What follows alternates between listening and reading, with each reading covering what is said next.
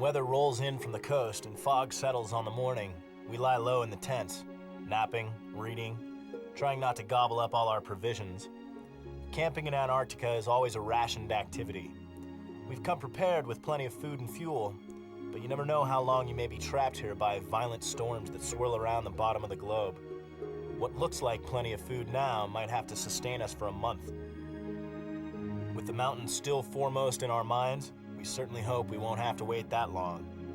I know we're getting pretty stir-crazy around here. Do you think we can make the summit? Well, it's clearer than it's been, but no, I don't want to get up there just as badly as you do, but I don't think it looks good enough today. After only a few days, the walls of our tents close in on us like the bars of a jail cell. We came to Antarctica to ski where there are no rules, no regulations, and no out of bounds. But at the end of the world, one rule persists: respect for Mother Nature. Geez, Gord, it's been 6 or 7 days now. Don't you think we can make it to the top today? No, I don't think we can make it to the top. I think we got an 8-hour climb ahead of us. I mean, maybe we can make it to the top, but I'm not willing to take the chance of what happens if that fog moves in or these cirrus clouds bring in an 80-mile-an-hour wind, and it happens like that. This is Antarctica. Things are different than they are in the Sierra Nevada or in the Alps or anywhere else in the world. It happens so fast, and we get halfway up that mountain and get caught, we are dead. Yeah, we got blue sky today. We might not never get that again on this trip. If we got enough blue sky for this to last, then we'll change our mind in another hour or two. But let's watch what's happening. I am not ready to go up there yet. Since our arrival, Gordon's been warning us about the consequences of being ambushed by bad weather. But we're not very threatened when the sun's in the sky. With only a narrow fog bank on the horizon, we feel that a window of opportunity is opened on the remainder of the day. We feel like we've lain around long enough. If the weather moves in while we're up there, there's nothing we can do. We dig in, we're going to starve to death. The weather's that extreme. The weather is that extreme. I've been down here in times when it's a perfectly clear, beautiful day, and 3 minutes later the wind's blowing 80 miles an hour and you can barely stand up.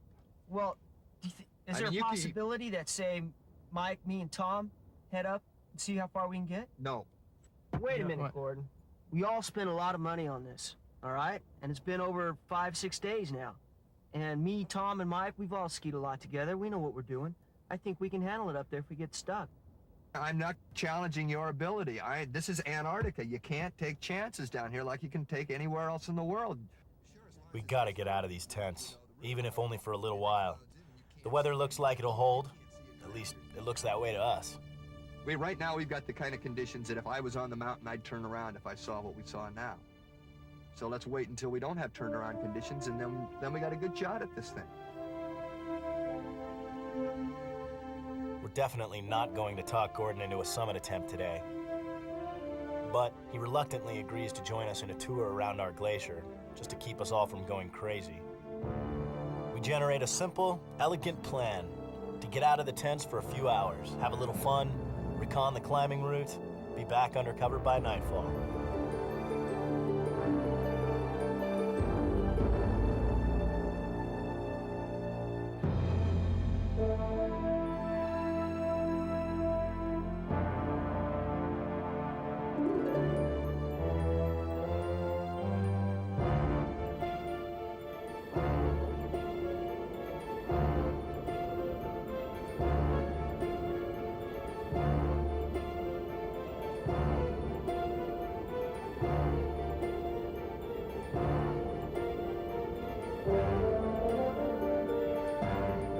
Barely saw the storm coming before it was on us.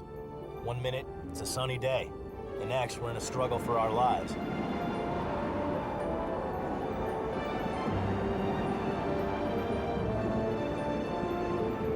We're only a half a mile from camp when the storm hit. Even at that distance, we were lucky to find our way back. From now on, we'll listen to Gordon. We paid for our impatience with wounded pride. The price could have been far higher.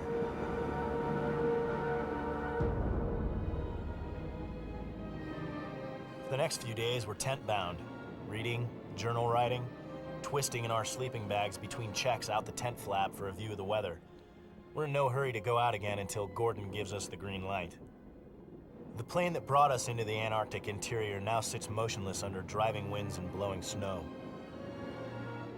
Even if we need to escape this weather, the likelihood of our plane getting us out is not good. We were warned that we couldn't take chances in Antarctica.